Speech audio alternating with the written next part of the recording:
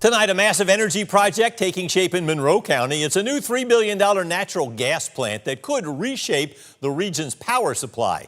And it could even help new developments like Buc-ee's and a nearby data center, with the plant designed to meet Georgia's growing demand for electricity. Hunter King stopped by today's groundbreaking and shares the latest with us tonight. The demand for energy is growing, and that's why this major power plant is being constructed right here off of Rumble Road. This natural gas plant will be one of the most efficient in the state. It will be producing power that will power roughly 800,000 homes here in Georgia. That's 1,400 megawatts of electricity, not just for Monroe County, but for electric cooperatives across the state.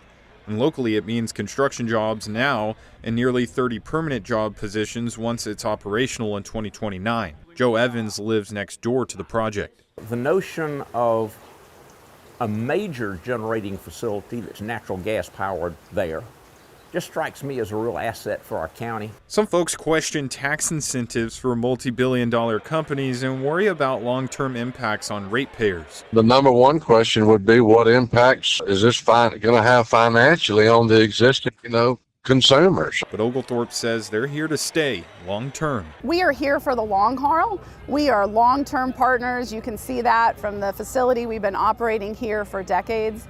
But also a whole lot of steel and a great deal of engineering and construction is going into this ground. These are not the kind of facilities you pick up and take with you. On-site work began in September, but underground construction starts now. The plant is already on land that Oglethorpe owns. Reporting in Monroe County, Hunter King, 13 WMAZ News. Now, Oglethorpe Power told Hunter the plant should open sometime in 2029. The company did tell us they received tax incentives from the Monroe County Development Authority that could be because they expect to bring in more than 1,000 temporary jobs. Now, the power plant is just one part of a bigger project. Let's take a closer look at how it all could pan out.